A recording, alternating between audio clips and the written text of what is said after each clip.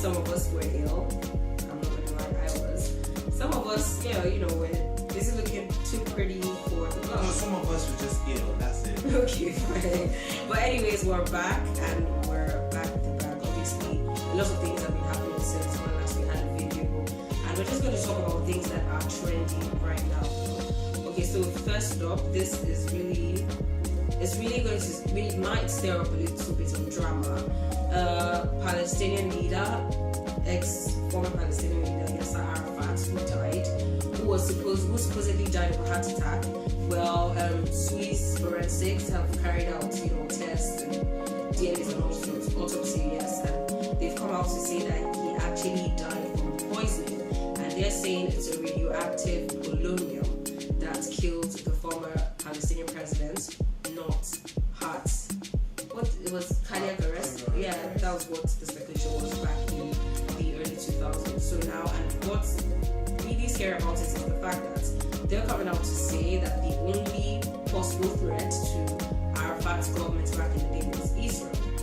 And I keep saying what's funny about this is the scary thing is right now, the US Secretary of State John Kerry did visit Israel and Palestine, and peace talks between both countries have resumed. I mean, a lot of Palestinian prisoners have been freed in Israel in recent times, and they're working towards building up that peace deal. But now that this has come out, where does this put, the peace talks going on between Palestinian and Israel?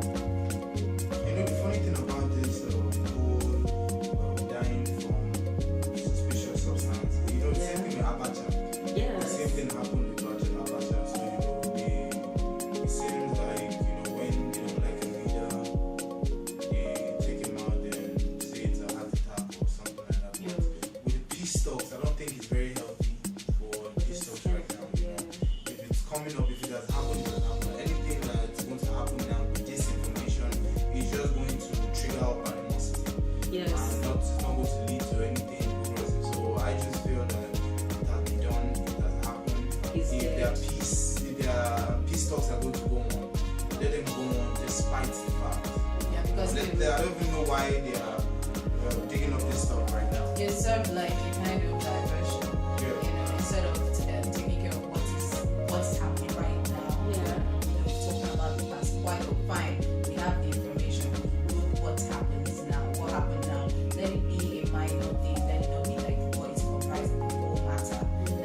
Let us move forward. Let's not dwell in the past. Like right now, when people come, okay, if we should get information about Abacha's death, we should they will be like, oh, new development. This is what actually happened, and we have other issues arising. It don't make sense for us to start talking about, oh, this is what happened to him. Then, oh my gosh, we got raw false information. I mean, I can understand why they will still want to press on the issue because it means that okay, these people have done this before, we can't trust them. But if And I think, aside that, a lot of countries tend to benefit from when certain countries are at war. Now, we know Israel and Palestine has been at war for like a really long time. Countries that sell arms and ammunition and all that, they tend to benefit from things like this. So they know that settling this matter will be financially for their detrimental country, to them. exactly. Yeah. So it's all They stir up all this conflict too. But if the parties involved are really determined at peaceful resolution, then they should overlook these things and just get it done. They don't have to like themselves, they just have to be at peace with themselves or be cordial with themselves. Yeah, exactly. So hopefully, they'll take our cue on this issue and just move on. And let there be peace there once and for all, because it's something that's been going on for too long. And we're glad after 3 years they resumed peace talks. So let there be no distractions. Let them just move forward and let peace reign. And that's it.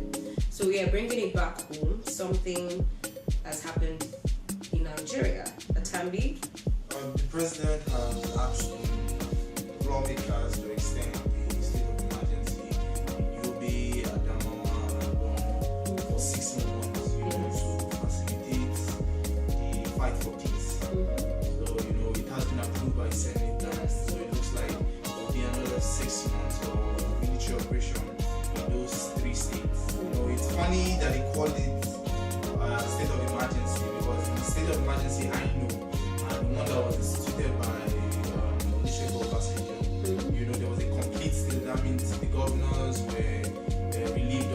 Exactly, duties and yes. the full military operation. Let's know what we're doing and get these people out.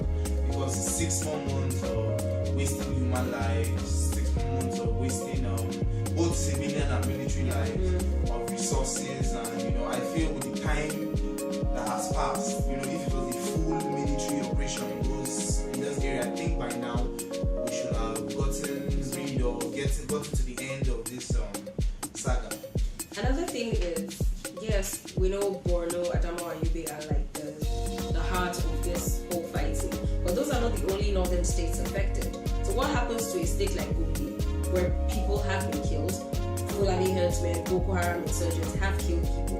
What happens in a state like Nasarawa State, where that is going on? Well, I think their main stronghold are the states that we mentioned, so that's what they're tackling. I think they believe that if they tackle these states, or if they can stop their insurgents from these states, it will spread to other states, will also become, because the states they are with their border states with countries like Niger and the rest, where they get most of their fighters from, and they are where they find refuge and where they have forests and where you have their safe havens. So they feel that if these places are but I just feel if they really want to just tackle this thing once and for all, then every state that has been affected, you have should be taken into consideration. That's the economic factor. If that would be exactly the economic factor, because these things are actually funded. It's not, no, just not funny. These states it also stumps economic progress quite alright. But if we're just spreading it out, it would be like a total military takeover. And because let's be frank, almost all states have been affected by one way or the other by this problem. So if they have to do that, that means it has to be all states, and that would be like a military takeover. This is also showing a setback of the government and how it hasn't made progress. To show that small, little by little, we are ending up back, past where there's a whole military rule and everything. So I feel maybe they have information, or they know that this is where it's really happening. This is where the strong way exactly. So let's see, 6 months.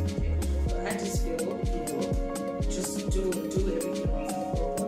I definitely get your point, and I'm sure that's what they're channeling their approach to as well. Okay, so yes, moving on from that, so you guys know how something serious things have been happening. Sorry, I just need to just point it out. So I was reading, the news this morning, and in sports, our president delegated, certain members to go cheer the Golden Eaglets because they're playing their final against Mexico.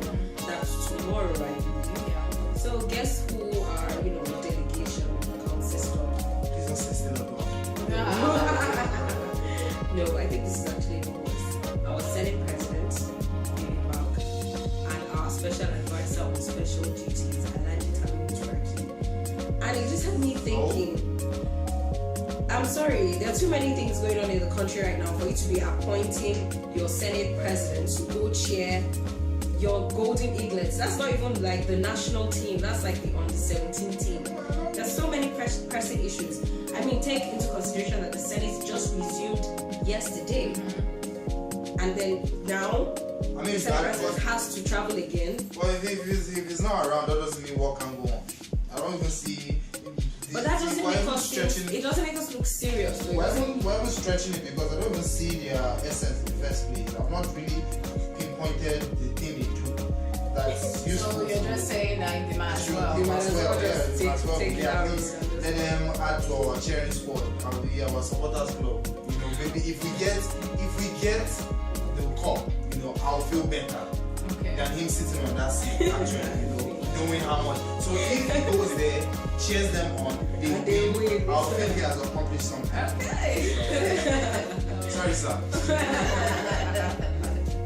His name is Aaron. Okay, alright, so moving on.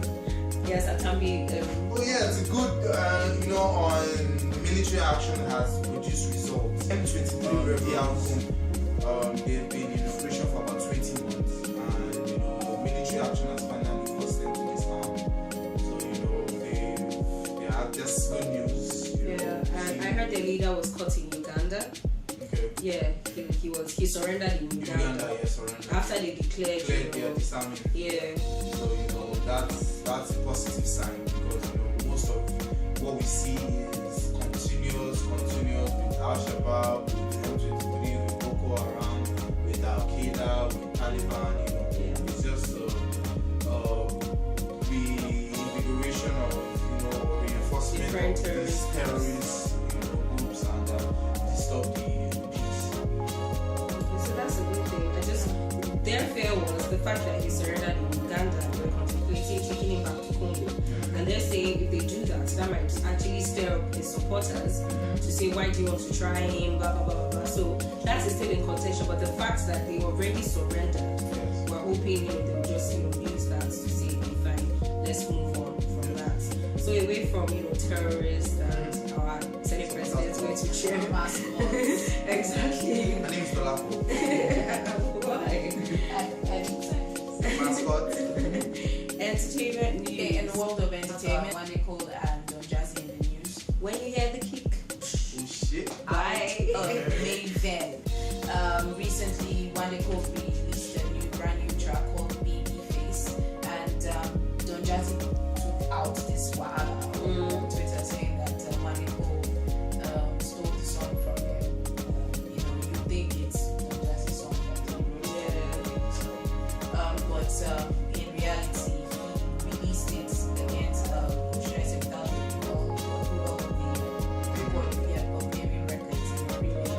So I don't know how they went about it. I feel it was unprofessional. They shouldn't have taken it out on Twitter. It's hardly seen with other record labels. I think it's afterwards we see them, they're saying here and there, but going full on Twitter to attack one they call was a no-no for me.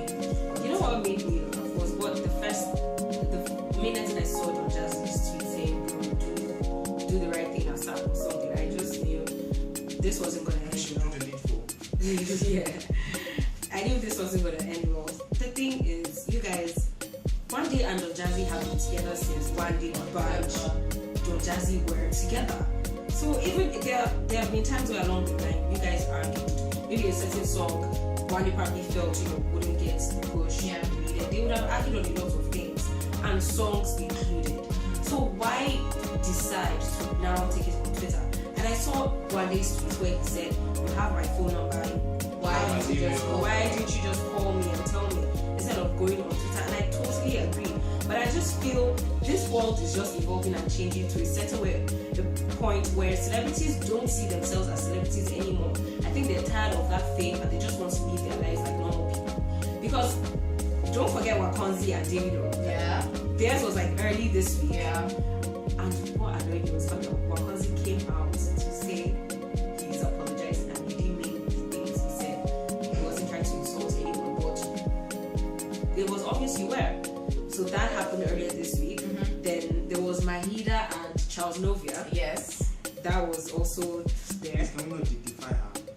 She's a human being as well. Yeah, human being, but Then just yesterday was Sion and Victoria Kimani's Soldiers. It's a bit funny because before she went on to rant on Twitter, I actually had an interview with Sion, and I actually spoke about the whole females in the industry and the relationship, or if it's like some kind of community amongst them, or it's a little bit of beef and all that. I know everybody does their own thing, people kind of support each other. Then next thing I check my Twitter, I'm seeing her attacking Victoria Kimani from Chocolate City. Yeah. Saying that her mixtape, the one she released, was fail. It was fail. Yeah, it was crap. And I'm thinking, why do that? Because it's on Twitter too. You have people checking out your stuff, having a lot of followers. And you also have people that feel your music is crap, but they beat you down for it every day. No, it's not. So I guess you have the right to feel music is good or music isn't, but I feel when you're in certain positions, you need to be like extra careful of the way you pass your message across. Yeah. That's just it. And I'm glad she came out to apologize after. But my thing is, as celebrities, whether you like it or not, a lot of people look up to you. A lot of people are checking up on you constantly, seeing what you're doing and how you're doing it. So you really need to think it through. Yes, a lot of them don't want that lifestyle of saying, can't I just live my life and be me? Which is why I would think a lot of them go on Twitter to just rant. Something I know as an ordinary person I wouldn't do. So yeah, you need to be extra careful and just think things through before you say them. And at the end of the day, you don't have to say stuff and then apologize for it, because it just makes you look inconspicuous. Okay, and with that, we wrap up another video session of Emdin on the scene. My name is Ola Dolapo and Atambi. Thank you guys so much for hanging with me. And until another video, goodbye, take care. When we had a kick.